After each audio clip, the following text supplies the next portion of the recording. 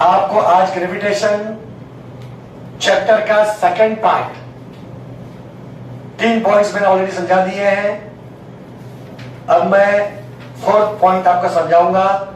10th Maharashtra board gravitation chapter science 1। अब देखो Newton's universal law of gravitation. Newton's universal law of gravitation में क्या है? दो ऑब्जेक्ट्स हैं जो एक दूसरे को अट्रैक्ट कर रहे हैं। वैसे यूनिवर्स का हर ऑब्जेक्ट दूसरे ऑब्जेक्ट को अट्रैक्ट करता है। Means every object is attracts every other objects of universe या इन यूनिवर्स। ठीक है, तो हम लोग लिखेंगे एवरी ऑब्जेक्ट अट्रैक्ट्स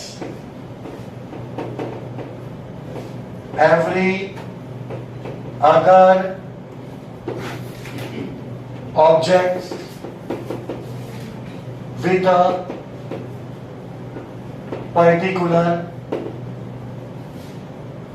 या definite force।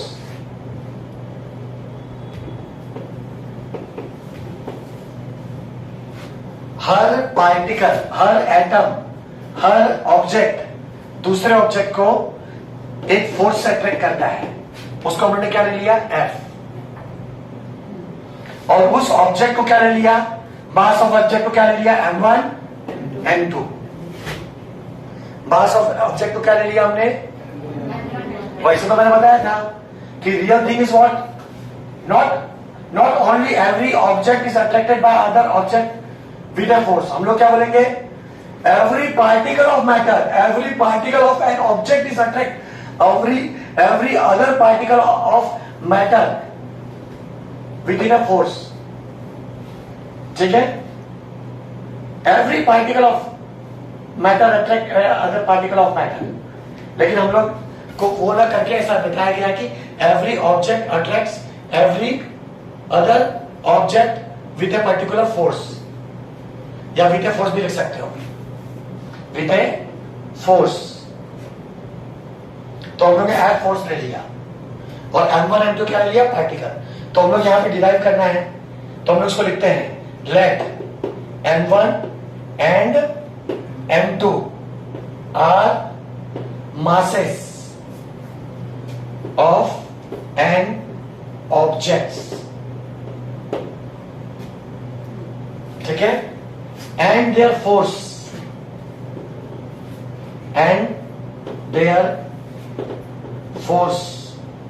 is F। Force क्या लिया? F। एंड देयर डिस्टेंस को क्या ले सकते हो? R भी ले सकते हो। इन लोगों का जो डिस्टेंस है, इनके बीच की जो दूरी है, उसको हम लोग डिस्टेंस को D ले लेते हैं। ठीक है, डिस्टेंस को हम लोग D ले लेते हैं। वैसे R भी ले सकते हो। Usually we are taking distance as a R। लेकिन चलो इसमें D लिया है, तुम्हारे टेक्स्ट बुक में D लिया तो मैंने भी D ले लिया है।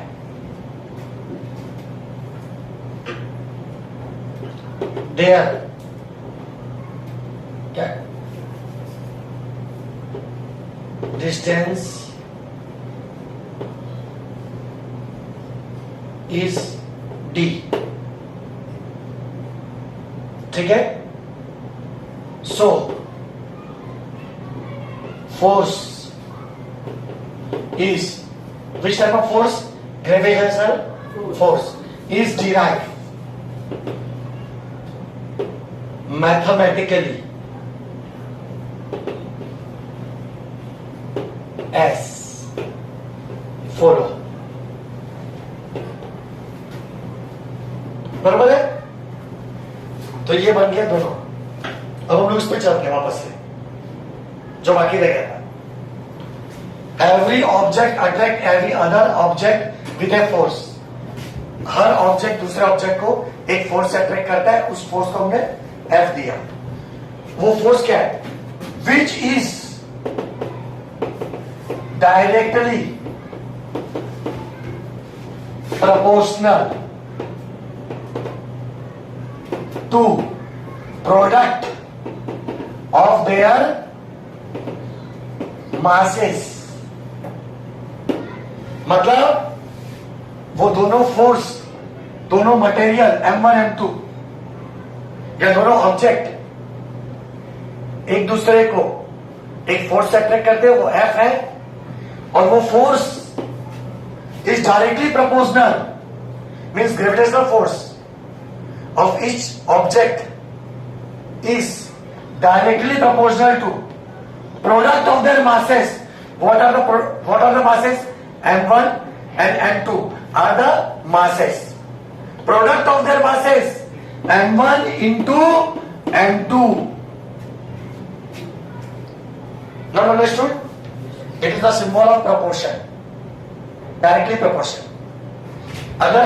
अगर कोई भी चीज डायरेक्टली प्रोपोर्शन में होगा तो न्यूमिनेटर में होगा, अगर डिनोमिनेटर में होगा, अगर न्यूमिनेटर ऊपर रहता है, फ्रैक्शन में न्यूमिनेटर ऊपर डिनोमिनेटर नीचे, अगर ऊपर रहेगा तो डायरेक्टली प्रोपोर्शन, अगर नीचे रहेगा तो इनवर्सली प्रोपोर्शन। कभी भी याद रखना बेटा, ये जो मैं बता रहा हूं ना, कोई भी एक्सप्लेन ऐसा इतना डीप में नहीं जाएगा।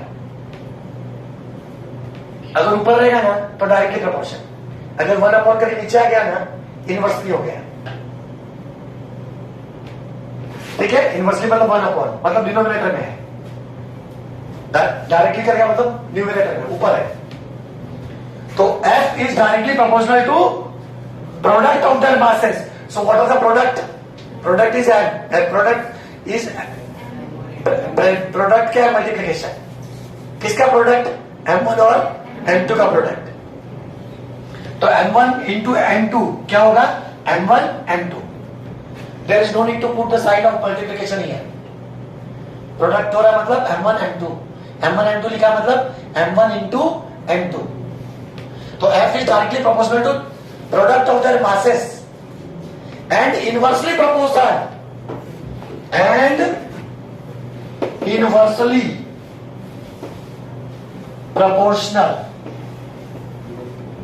to square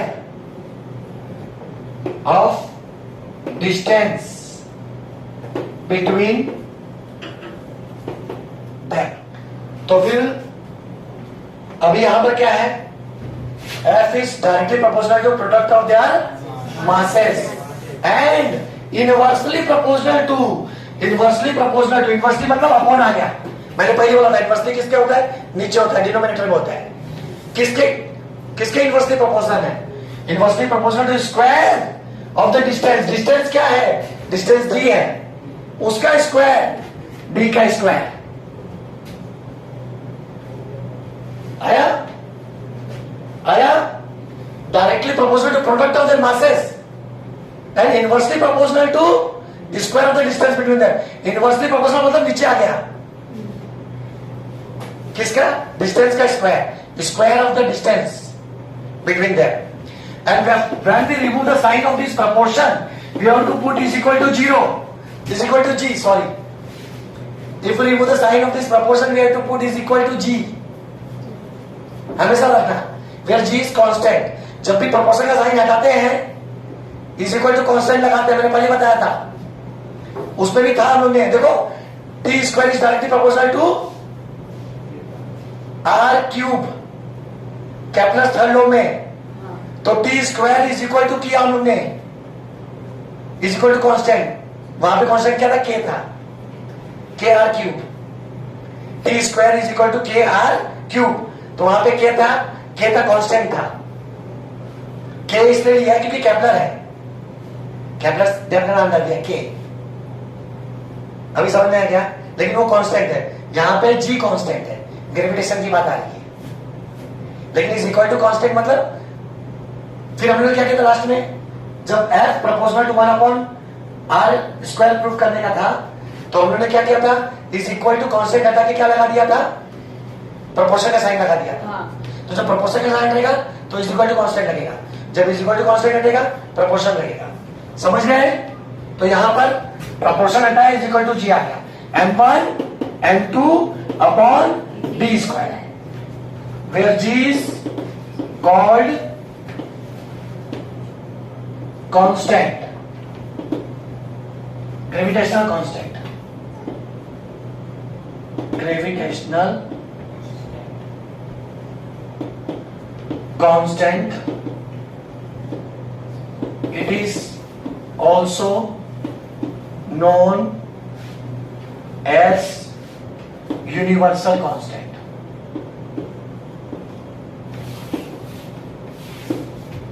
And G's, value of G's 6.67 into 10 raised to minus 11 Newton meter square per kilogram square. बस इतना याद रखने का।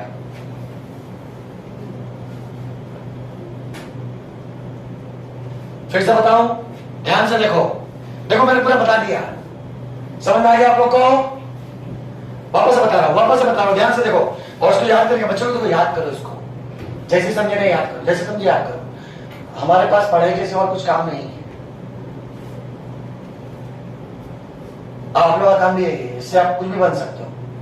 ये तुम्हारा टाइम में है, ये खेलने का या मजा करने का टाइम नहीं है, ये टाइम है पढ़ाई करने का। न्यूटन्स यूनिवर्सल ऑफ ग्रेविटेशन, फिर से चलते हैं। Every object attract every other object with a force, her object एक दूसरे को फोर्स से अट्रैक्ट करता है, उसको हमने एफ ले लिया। यहां पे एज्यूम करिए m1 and 2 is the masses of object and f is the force and r is the distance, sorry, d is the distance between them। तो मैथमेटिकली कैसे डिराइव करेंगे, एज फॉलो। फिर क्या बोला है, the force which is directly proportional to product of their masses, F is directly proportional to product of their masses, masses का m1 और m2 उसका प्रोडक्ट, एंड इनवर्सली प्रोपोर्शनल मतलब अपॉन में आ गए, पहले बताया इनवर्स आ गया मतलब डिनोमिनेटर में आ गया। इनवर्सली प्रोपोर्शनल टू किसके, इनवर्स किसके प्रोपोर्शनल हो रहा है, square of the distance, square किया डिस्टेंस के, डिस्टेंस का d, और जब हमने प्रोपोर्शनल साइन हटाया इज इक्वल टू g आ गया, बाकी सब ऐसे रखा है। Where g is called gravitational constant and it is also known as a universal constant, because किसी भी स्थिति में, किसी भी सिचुएशन में g कांस्टेंट रहता है, वो उसका मास बदलता नहीं है। दूसरे ग्रह पे भी जाएंगे तो उसका वेट बदलेगा। There are different between weight and mass. Weight is depend upon gravitation, but mass क्या है, उसका खुद का पार्टिकल होता है और वो कांस्टेंट रहता है, ठीक है? तो मास बदलता नहीं है, वेट बदल सकता है। अब मेरा वेट इधर अर्थ पे 60 किलो है, तो मून पे कितना हो सकता है, 10 किलो। मून पे मेरा वजन करेंगे तो 10 किलो रहेगा, लेकिन मेरे बॉडी का पार्टिकल तो वही रहेगा, इसलिए मेरा मास वही रहेगा 60। तुम लोग समझ रहे क्या? अर्थ ग्रेविटेशनल फोर्स,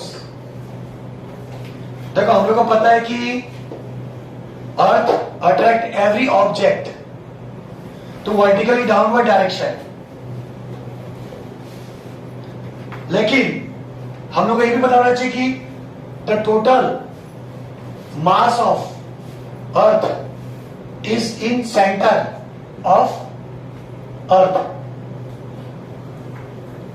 तो जो ग्रेविटेशनल फोर्स है वो भी उसके सेंटर में रहेगा, मतलब हर चीज ऊपर से नीचे जो अट्रैक्ट होती है उसके सेंटर की तरफ अट्रैक्ट होती है, क्योंकि उसका मास, उसका जो पावर है वो अर्थ के सेंटर में है। तो अट्रैक्शन, ग्रेविटेशनल अट्रैक्शन भी कहां के तरफ से होता है, उसके सेंटर में होता है। जैसे यहां से कोई चीज गिरेगी तो भी उसके सेंटर की तरफ गिरेगी, यहां से कोई भी चीज गिरेगी उसके सेंटर की तरफ गिरेगी।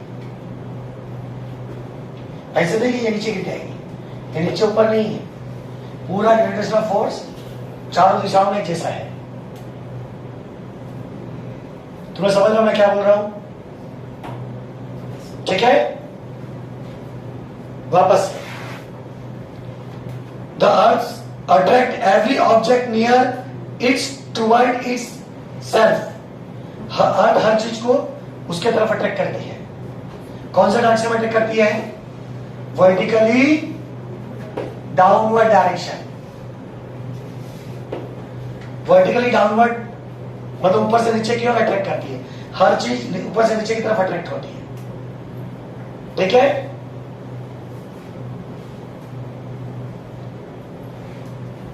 Because of its gravitational force, the center of the mass of Earth is situated at its center. जो center of the mass means its mass is on its center of Earth. तो gravitational force भी कहां पे रहेगा? Centre में। पूरा उसका power उसके सेंटर में है। The center of mass of Earth is situated in its center. So the gravitational force on any object due to Earth is always directed towards the center of the Earth. इसलिए उसका पूरा attraction का force है, gravitational force उसके centre में होता है, क्योंकि उसका पावर पूरा पावर कहां पे है? सेंटर में। Because of this force, an object falls vertically downward direction. इसलिए हर चीज से ऊपर से नीचे की तरफ गिरती है। When we throw a stone to vertically upward direction, जब हम लोग किसी पत्थर को फेंकते हैं नीचे से ऊपर की तरफ, तो एक सर्टन हाइट तक वो जाता है। फिर सर्टन हाइट पे जाने के बाद उसका स्पीड क्या हो जाता है? 0। क्योंकि जो भी चीज को हम लोग नीचे से ऊपर की तरफ फेंकते हैं तो वो ग्रेविटी के अपोजिट डायरेक्शन में जाता है।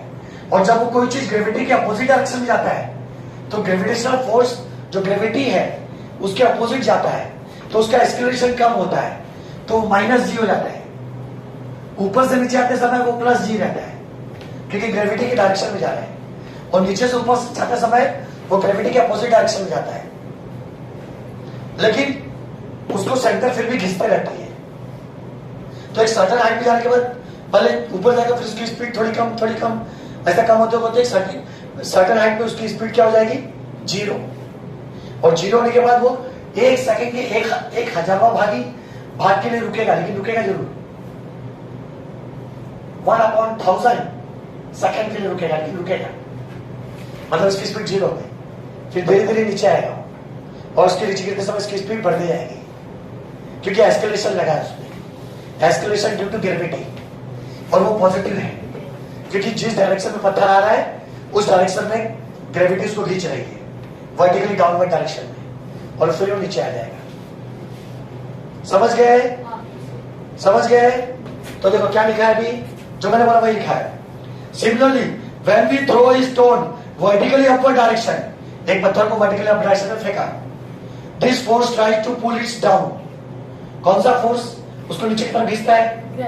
ग्रेविटेशनल फोर्स उसको ऊपर से नीचे की तरफ खींचता है। एंड रेड्यूस इट्स वेलोसिटी, उसके कारण इस पत्थर की स्पीड क्या हो जाएगी? कम होती जाएगी, और एक पर्टिकुलर टाइम के बाद उसकी स्पीड क्या हो जाएगी? 0। Due to this constant downward pull the velocity become 0 after a while. लिखा है कि नहीं? And the pull continues to exert and stone starts moving vertically downward toward the center of the earth under its influence. इसलिए ये कुछ time के बाद 0 हो जाएगा, लेकिन ग्रेविटेशनल फोर्स तो इस पे एक्ट है, इसलिए कुछ टाइम के बाद ये नीचे की तरफ आना शुरू होगा वर्टिकल डाउनवर्ड डायरेक्शन के बाद। वर्टिकल डाउनवर्ड डायरेक्शन में नीचे की तरफ आएगा और वेलोसिटी बढ़ती जाएगी। ठीक है? तो एक बार अगर जितने स्पीड से फेंकेंगे ना उतने स्पीड से नीचे भी आएगा। ठीक है? लेकिन तू सोचेगा कि किसी को हम लोग ने बहुत ज्यादा ऊंचाई तक फेंक दिया, तो अभी एक पर्टिकुलर एरिया पे ग्रेविटेशनल फोर्स लगता है 10,000 किलोमीटर 20,000 किलोमीटर ऊंचाई पर। जरा ये बात को जरा समझ लो, देखो समझाएगा नहीं। एक पर्टिकुलर हाइट तक ग्रेविटेशनल फोर्स लगेगा, उसके बाद ग्रेविटेशनल फोर्स कम हो जाएगा, कम होता चला जाएगा। जैसे मान लो हमने सैटेलाइट छोड़ा, कोई सैटेलाइट उड़ रहा है, तो सैटेलाइट का ना पार्ट होता है बेटा, ऐसा सैटेलाइट होता है ना, उसका पार्ट होता है। तो हम लोग जब सैटेलाइट छोड़ते हैं,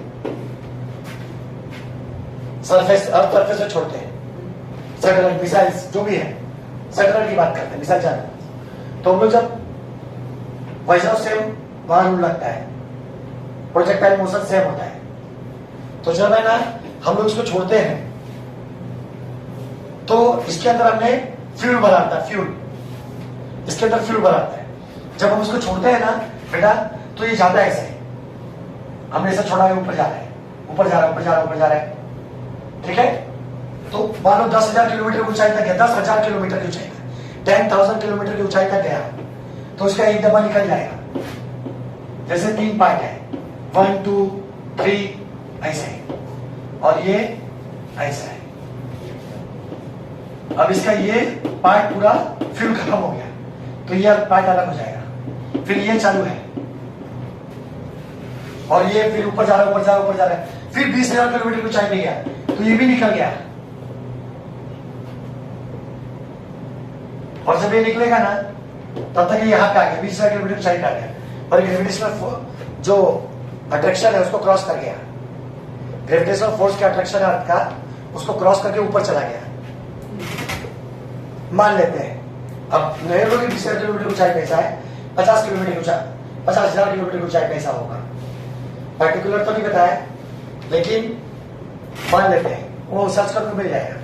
मान लें कि 20,000 किलोमीटर की ऊंचाई पे इसका ग्रेविटेशनल फोर्स बहुत कम हो गया है, और ये ग्रेविटेशनल फोर्स के बाहर चला गया है, और फिर जैसे ही बाहर जाएगा ना, तो ये अलग हो जाएगा,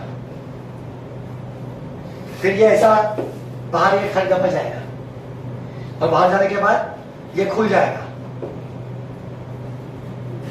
सैटेलाइट बन जाएगा ऐसा, चैनल चैनल। अब एक चैनल क्या होगा, अब ये नीचे नहीं आएगा, तुम लोग समझ रहे हो, अब ये नीचे नहीं आएगा क्योंकि ग्रेविटेशनल फोर्स के बाहर चला गया। तो ये प्लेनेट की तरह ना गोल गोल घूमना चालू करेगा सर्कुलर मोशन में अर्थ के, और अर्थ के चक्कर लगाना शुरू करेगा, और सब फोटो लेगा, चाहे यूट्यूब चैनल हो, चाहे तुम्हारा गूगल चैनल हो, वो सब है ना, यही है, सबकी एक सैटेलाइट होती है। अभी अर्थ के बाद चाहे फोटो खींचने वाला सैटेलाइट हो कि आतंकवादी किधर है, समुद्र में कैसे कंडीशन चल रही है, वो उसका हर एंगल से फोटो ले रहा है यहां से, और सिग्नल दे रहा है अर्थ की तरफ, कॉन्टैक्ट बना कर रखा से, और ये घूम रहा है जैसे मून घूमता है अर्थ के चारों तरफ, और एक ऑर्बिट में घूमेगा, ऑर्बिट से बाहर भी नहीं जाएगा क्योंकि उसको दूसरा कोई खींच नहीं रहा है, अट्रैक्शन अर्थ का अट्रैक्शन यहाँ पे ज्यादा है, इसलिए और इसको तोड़ के बाहर नहीं जाएगा, और एक अपने ऑर्बिट में घूमना चालू करेगा जैसे मून घूमता है। तो मून नहीं सेव की तरह नीचे नहीं जाता है, वो चारों तरफ घूमता है, फिर उसके मतलब ग्रेविटेशनल फोर्स के बाहर है, लेकिन फिर भी कुछ ग्रेविटेशनल फोर्स से अट्रैक्ट है, पूरा नील नहीं है, जीरो नहीं है, ठीक है। लेकिन कब कोई बड़ा प्लेनेट जो अर्थ से बहुत पावरफुल है या स्टार उसके बाजू से गुजरा ना मून के, तो मून उसमें आके घुस जाएगा। हाँ, अपने अर्थ के साथ कैसा हो सकता है, लेकिन ऐसा है नहीं, टेंशन मत लो, डरना मत अभी, लेकिन ऐसा यूनिवर्स में या गैलेक्सी में होते रहता है। तुम्हें समझ रहा मैं क्या बोल रहा हूं, ये समझ में आया? तो देखो अभी क्या लिखा है, इसको पढ़ोगे तो तुमको समझ में आएगा। Thus, if the earth attack an apple towards itself, जब अर्थ है ना एप्पल को अट्रैक्ट करता है, तो मैंने पहले ही बताया था, तो एप्पल भी क्या करता है, अर्थ को अट्रैक्ट करता है अपने तरफ, बताया था ना याद है तुम लोग को, लेकिन उसको एप्पल अर्थ को नहीं खींच पाता है, हर बार अर्थ ही खींचता है एप्पल को, क्योंकि the mass of earth is very greater as compare to apple is the mass of apple is negligible as compare to the mass of earth. तो हर बार क्योंकि अर्थ है ना, जितने भी ऑब्जेक्ट अर्थ के आजू बाजू है या अर्थ पे है, उसका वजन है ना बहुत कम है एज कंपेयर टू अर्थ। इसलिए हर चीज है ना अर्थ से अट्रैक्ट होती है, अर्थ को कोई अट्रैक्ट नहीं कर पाता है। ठीक है, अब मैग्नेटिक फोर्स की बात मत करना, मैग्नेटिक फोर्स ग्रेविटेशनल फोर्स से बहुत ज्यादा है। मैं उसको प्रूफ कर सकता हूं। जैसे एक लोहा रखा है, एक आयरन है, ठीक है, उसके ऊपर वो उसमें पूरा ग्रेविटेशनल फोर्स लगा हुआ है अर्थ का। अभी हम लोग एक छोटा सा मैग्नेट लेके जा रहे हैं, उसके ऊपर से 10-20 सेंटीमीटर या 5 सेंटीमीटर के ऊपर से आ रहे हैं, तो वो आयरन है ना अट्रैक्ट होगा मैग्नेट से, और पूरे ग्रेविटेशनल फोर्स को नेगलेक्ट करके, मैग्नेट बहुत छोटा है एज कंपेयर टू अर्थ, लेकिन फिर भी उसको अट्रैक्ट कर लेगा मैग्नेट को, और ग्रेविटेशनल फोर्स को छोड़कर उसमें जाकर चिपक जाएगा। तो अगर ग्रेविटेशनल फोर्स 1 है, एग्जांपल दे रहा हूं, अगर ग्रेविटेशनल फोर्स 1 है तो मैग्नेटिक फोर्स है ना 10⁻38 है। कितना है? उतना ज्यादा है उससे। ठीक है, तो if earth attract an apple toward itself, the apple also attract the earth towards itself with the same force. ठीक है, why then does the apple fall toward the earth? लेकिन फिर भी बार बार एप्पल क्यों गिरता है? क्योंकि mass of earth is very large, ठीक है, as compare to apple. The mass of apple is negligible as compare to earth, but the earth does not moves toward the apple. Apple की तरफ नहीं मुड़ता है, एप्पल ही बार बार earth पे गिरेगा। The gravitational force due to earth also act to moon because of which its revolve around the earth. लेकिन ये अर्थ क्या करता है? मून को भी अट्रैक्ट करता है अपनी तरफ, लेकिन मून एप्पल की तरह नीचे नहीं गिर जाता है, क्योंकि उसको ग्रेविटेशनल फोर्स जो अट्रैक्ट करने वाला ग्रेविटेशनल फोर्स है उससे पर्टिकुलर दूरी पे है, जिससे न तो पूरी तरह से अट्रैक्ट होता है न तो वो बाहर चला जाता है, बीच में रहता है। इसलिए वो भी सैटेलाइट, मून भी सैटेलाइट है, आर्टिफिशियल सैटेलाइट नहीं, नेचुरल सैटेलाइट है। ये आर्टिफिशियल सैटेलाइट है, वो अपने ऑर्बिट में घूमता है, इसलिए मून भी उसके ऑर्बिट में घूमता है, न तो उस पर गिरता है न तो उसके बाहर जाता है। समझ गए? अभी अगर इसके एक पर्टिकुलर ग्रेविटेशनल ग्रेविटी के अंदर रहता तो ये नीचे आ जाता, लेकिन उसके बाहर है इसलिए नीचे नहीं आता है, इसलिए वो सर्कुलर मोशन में घूमता है। ठीक है, similar situation exist for artificial satellite. लिखा है कि नहीं?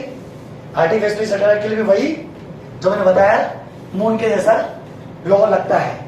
जैसे मून अपने चारों तरफ घूमता है, वैसे आर्टिफिशियल सैटेलाइट भी अर्थ के चारों तरफ घूमता है। तो मैं समझ गया बच्चों लोग? तो वही लिखा है।